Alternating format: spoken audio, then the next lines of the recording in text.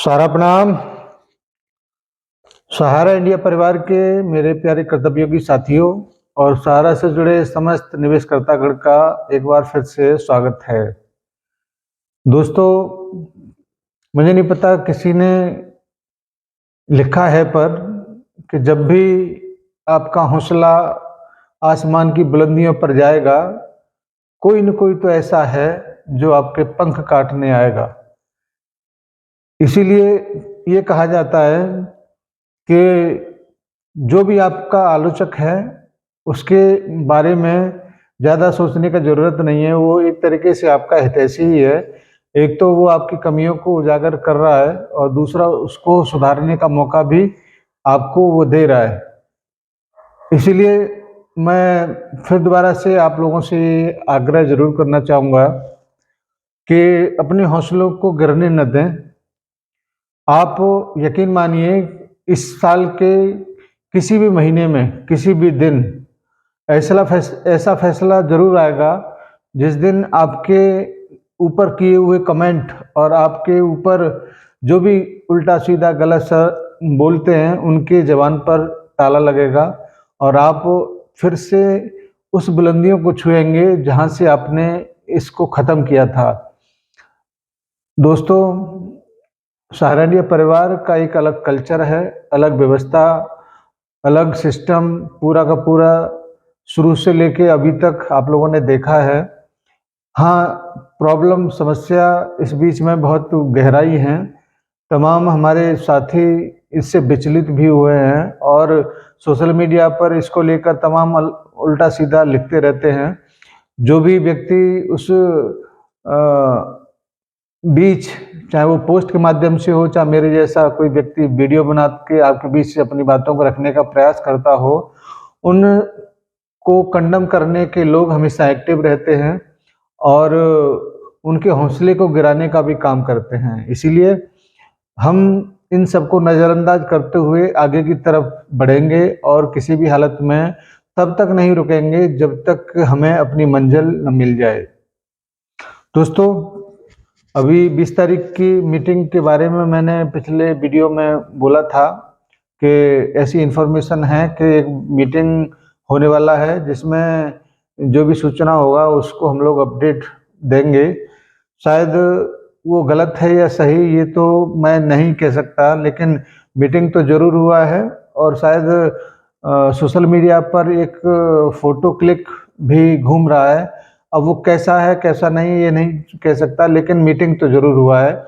और उस मीटिंग में जैसा कि मेरे पास इन्फॉर्मेशन है कि अभी जो 5 फरवरी का जो सुप्रीम कोर्ट का एक हेयरिंग जो होने वाला है, सुनवाई जो होने वाला है, उसको लेकर भी बहुत सारी बातें, बहुत सारी चर्चाएँ वहाँ पर हुआ है और आगे की क्या कार्य पद्धति रहेगी, क्या कार्य योजना रहेगी, इन सारी बातों को लेकर बहुत सारी जानकारियाँ एक दूसरे के बीच में साझा की गई हैं।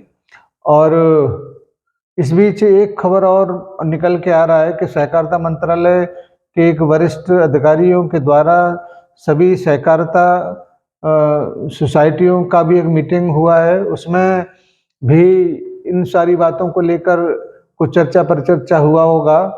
इसका पूरा जानकारी तो अभी तक उपलब्ध नहीं है, लेकिन सहारा से संबंधित जो मीटिंग हुआ है, उसका थोड़ा-थोड़ा सा जानकारी बात करने पर मिला है कि जिस चीज़ को सहारा सीरीज़ अधूरा छोड़ गए थे, उसको सहारा इंडिया का जो भी शीर्ष प्रबंधन है, उसको पूरी तरह से समाप्त करके ही दम लेगा।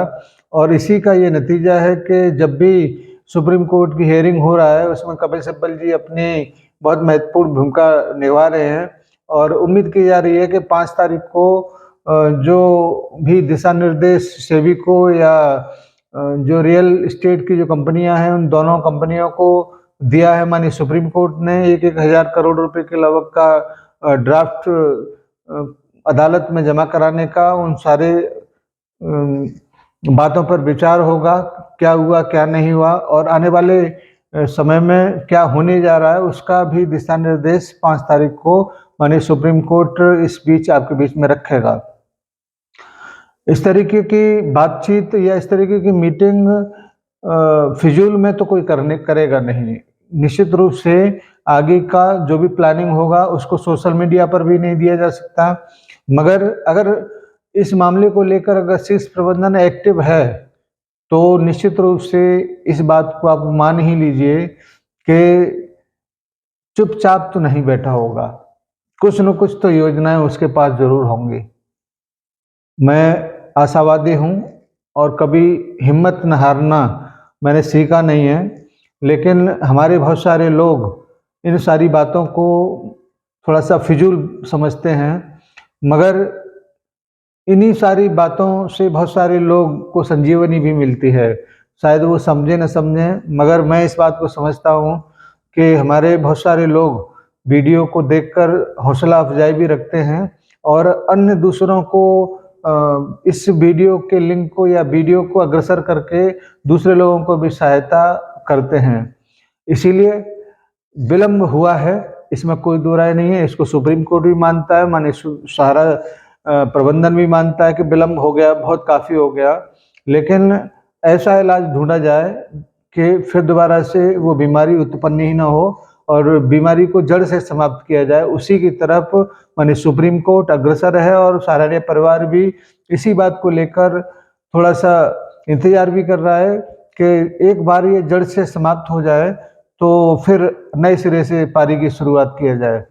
दोस्तों, मैं एक बात और कहना चाहूँगा, बहुत सारे लोगों के दिलो-दिमाग में जो लोग शीर्ष पदों पर थे, चाहे वो आरएम हो, चाहे सेक्टर मैनेजर हो, बहुत सारे लोग सोचते हैं कि पता नहीं अब वो सहारनीय परिवार का क्या होगा। लेकिन मुझे इस बात का यकीन है कि अगर सहारनीय परिवार को बैन करने की बात होती, बंद करने का बात होता, काम नहीं करने का बात होता, तो जिन स्टेटों में काम प्रेज़ेंट टाइम पर सारा की सोसाइटियों में से एक मुख्य सोसाइटी स्टार मल्टीपर्पज़ सोसाइटी का काम चल रहा है, वहाँ पर रिन्यूअल भी कट रहा है, रसीद भी कट रहा है, एफडी भी हो रही है और बिज़नेस के नाम पर एक-एक व्यक्ति लाखों करोड़ों रुपए के लोगों का बिज़नेस कर रहा है।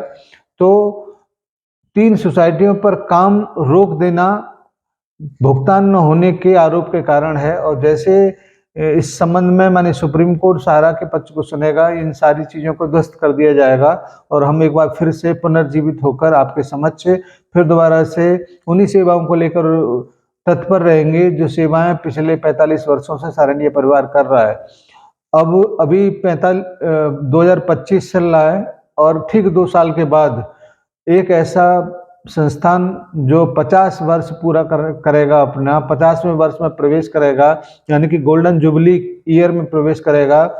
मुझे यकीन ही नहीं, पूरा विश्वास है कि उस दिन एक नया इतिहास बनेगा। इसीलिए उस इतिहास के साक्षी बनने के लिए अपने आप को थोड़ा-सा हौसला दीजिए, हिम्मत दीजिए और हर परिस्थिति में खड़े रहने का एक विश्वास दिखाइए, क्योंकि आस्था और विश्वास बहुत ही नाजुक चीज़ें हैं। अगर आपके मन में कहीं से दुविधा है, तो कोई आस्था, कोई विश्वास काम नहीं करेगा। मगर दुविधा नहीं है और दृढ़ निश्चय है, विश्वास है, तो फिर आप पत्थर में ईश्वर को देख सकते हैं। हमारा जो भी विश्वास सहारनीय परिवार को लेकर है, वो बहुत दृढ़ है और हम इस बात को निश्चित रूप से मानते हैं कि हम आज नहीं तो कल विजेता के तौर पर उभरेंगे। इसीलिए किसी भी व्यक्ति को, साथी को, जमाकर्ता को थोड़े से और इंतज़ार की ज़रूरत है। इतना लंबा संघर्ष सुखद फल लेके ज़रूर आएगा। धन्यवाद आप सभी को और नई जानकारी जैसे ही मिलती है तो आपके बीच में उपस्थित होंगे। तब तक के लिए सभी को सादर प्रणाम। जय हिंद। सभी निवेशक साथियों को नमस्कार। जय हिंद, सादर प्रणाम।